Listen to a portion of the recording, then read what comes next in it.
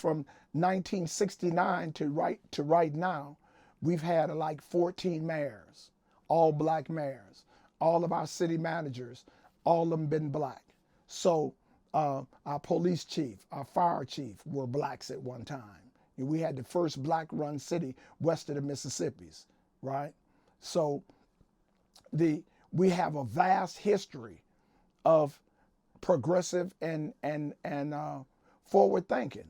You know, most of from athletes to news reporters, we got all of them come from Compton, right? Venus and Serena. I used to laugh at Mr. Williams. Like, what does this man got his little kids out here early in the morning hitting the back? The old man need to leave that alone. Now, everybody should have had their kids with him on. Yeah. So it's like some great things happening. Like you say, Kendrick. We have DJ Quik. We have DJ Quik was one of the first rapper to have a billboard on Sunset. You know, Quik is the name.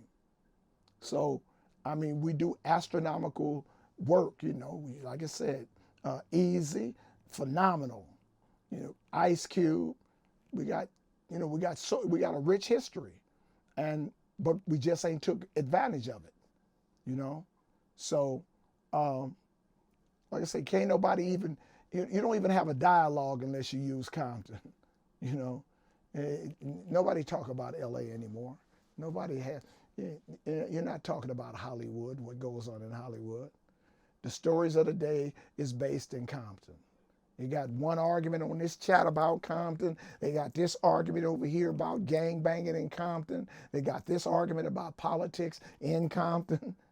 They talk about Compton all over the world, man. For us not to have anything. Like you say, like, what? You don't have a restaurant in Compton? That's amazing, huh? That's crazy. Yeah. Crazy. Absolutely insane that you cannot come and sit down and have a meal and you like, whoa, you got to go to Tam's, you got to go to Jack in the Box, you got to go to McDonald's, you got to go to Taco Bell, or Subway Sub, one of my favorites. You know what I'm saying? So to let your city and you just here every day and you allow that to happen, I can't do it, you know. I can't do it. So, yeah, I'm big for my city. Whatever anybody got to say about it, you know, the president don't say he's an ex-Ku Klux Klanman, but he's still a president, huh? Oh, wow. Okay. So I'm supposed to say I'm an ex-gang member. I'm not embarrassed about because these youngsters, the dudes that I'm dealing with, I got my shooter block dudes out of North Carolina, them dudes is buying houses, putting things together. My boy out of South Carolina, Gaddafi, he got 16 businesses that followed behind the Black Unicorn Factory. Him and 16 of his people then got LLCs, becoming entrepreneurs, dealing with this P&L. You know what I'm saying? So I'm proud of the progress that I'm making. If I can get one to turn himself around and do something positive with his life, I'm good with it. You know what I'm saying? But everybody else is talking, but what are you bringing to the plate? Like I think I told you before, people say Snoop, the parks was closed down for 20 years. Snoop did Snoop League. Big Hugh, he did something for children. Michael Conception did something for children.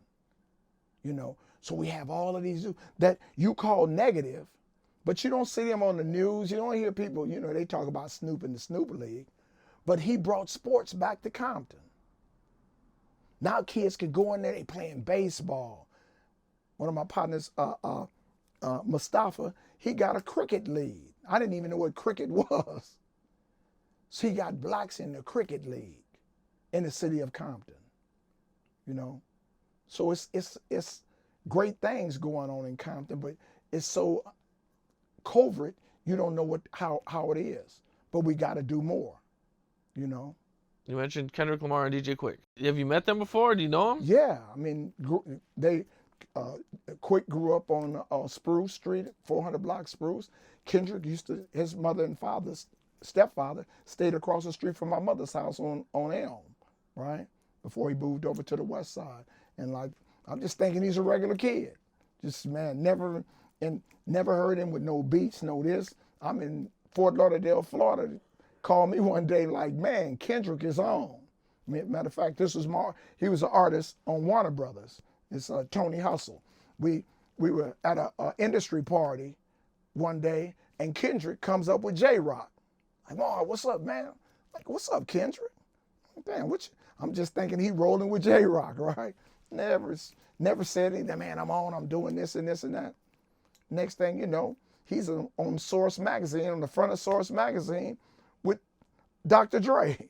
Like, whoa, just that phenomenal. But man, he been doing that, So you didn't even know he was rapping or anything? Never knew he was rapping or none of that.